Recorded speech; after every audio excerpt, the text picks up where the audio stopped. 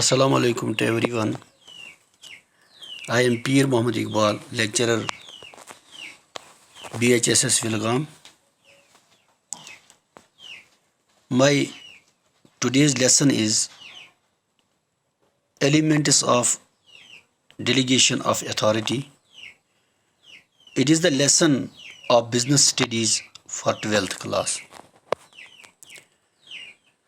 Dear students, so far we have discussed the meaning of delegation of authority, its definition, and delegation means to give a part of the authority which a manager possesses to his immediate subordinate in order to reduce his own burden of the work. It also helps in creating the new managers by giving them responsibilities of the new jobs and authorizing them to carry out these responsibilities or these duties. Our today's topic is elements of delegation.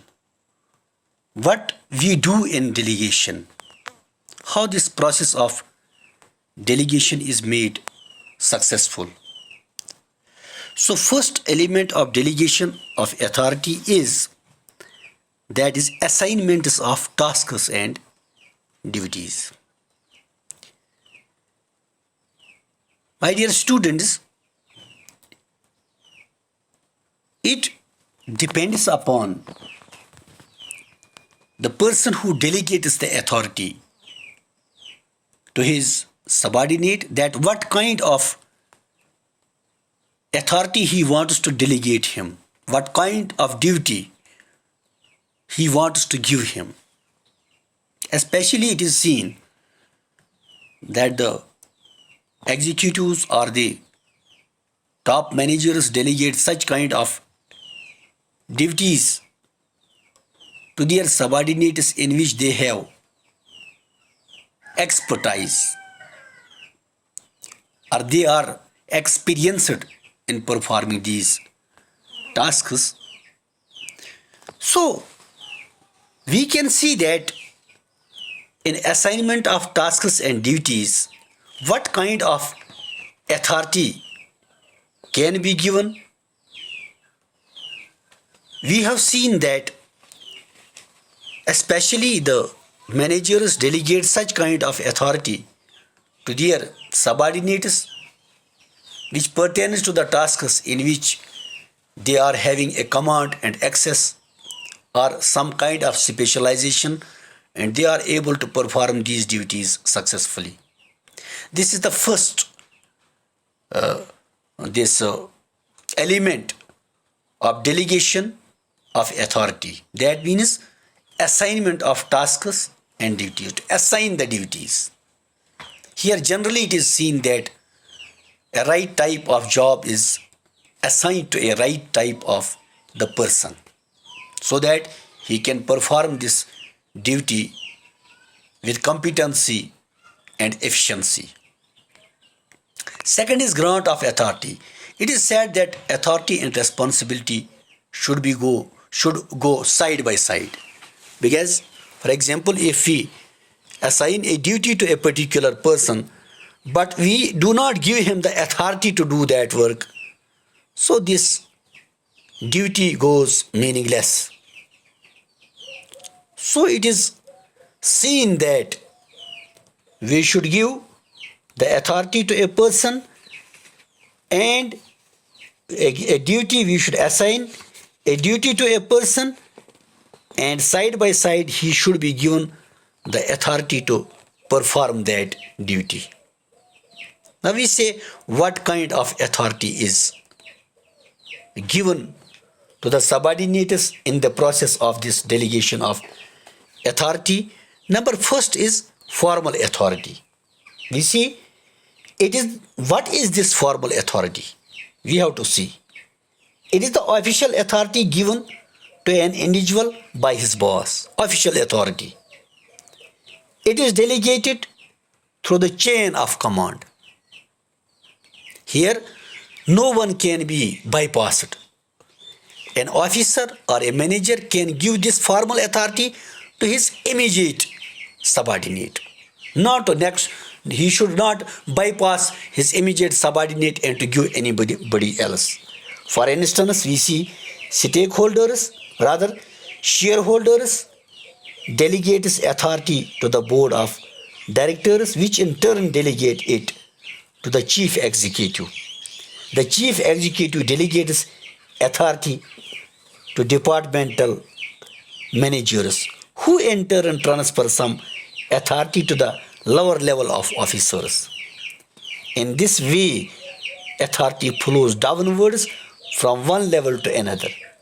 An employee derives his authority from his position or rank in the organization. This is the first kind of authority which is to be delegated from an executive or from a top manager to his immediate subordinate.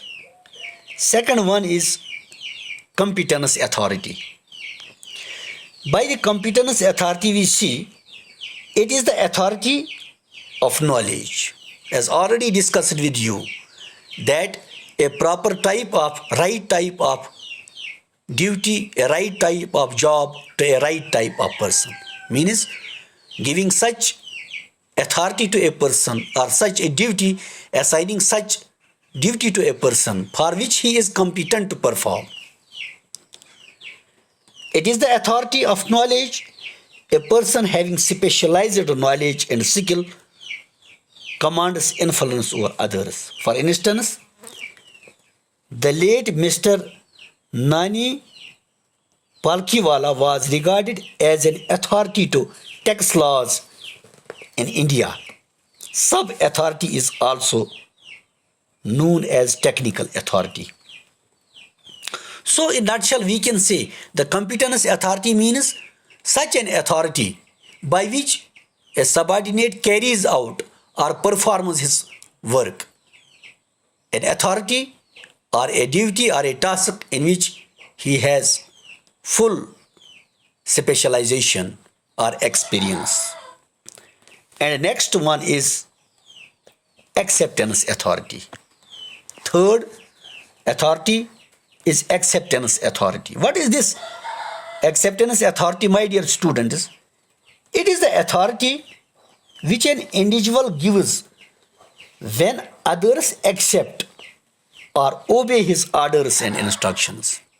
So it is to be seen when one wants to give some authority to his subordinate, the subordinate should joyfully be, she should be jubilant enough to accept that authority. A person's command may be accepted when he can give rewards and penalties. It means that if the subordinate performs well his duties, he should be rewarded. He should be encouraged. On the other hand, if he fails to perform his duty, he should be punished. He should be suspended. His salary should be stopped, for example. It may also be accepted because others have faith in him.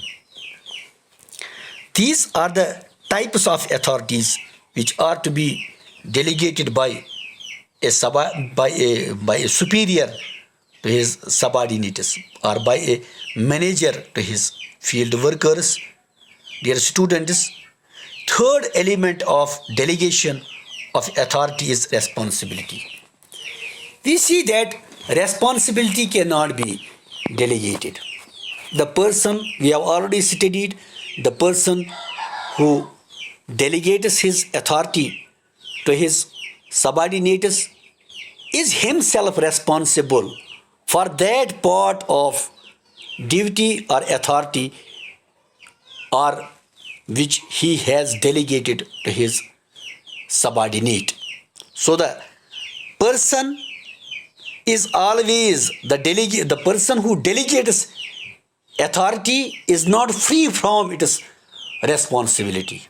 Although he can take the action if such authority is not carried out in letter and spirit or in a better way by his subordinate, he can ask his subordinate, but ultimate responsibility before the higher ups is lying with the person who delegates authority to his subordinate. So we can say that authority, responsibility cannot be delegated. The authority is delegated, the duties are delegated, duties are assigned, but the responsibility cannot be delegated. My dear students, we have studied in this today's lesson elements of the delegation of authority. I think in today's lesson it is enough, and I hope that I shall see you in the next lesson, inshallah. Till then, goodbye.